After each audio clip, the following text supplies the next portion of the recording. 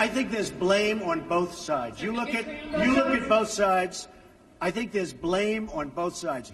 What about the alt-left that came charging at the, as you say, the alt-right? Do they have any semblance of guilt? I've condemned many different groups, but not all of those people were neo-Nazis, believe me. Not all of those people were white supremacists by any stretch. Those people were also there because they wanted to protest the taking down of a statue, Robert E. Lee. So, excuse me, and you take a look at some of the groups and you see, and you know it if you were honest reporters, which in many cases you're not, but many of those people were there to protest the taking down of the statue of Robert E. Lee. So, this week it's Robert E. Lee. I noticed that Stonewall Jackson's coming down. I wonder, is it George Washington next week? And is it Thomas Jefferson the week after? You know, you really do have to ask yourself, where does it stop? George Washington was a slave owner. Was George Washington a slave owner?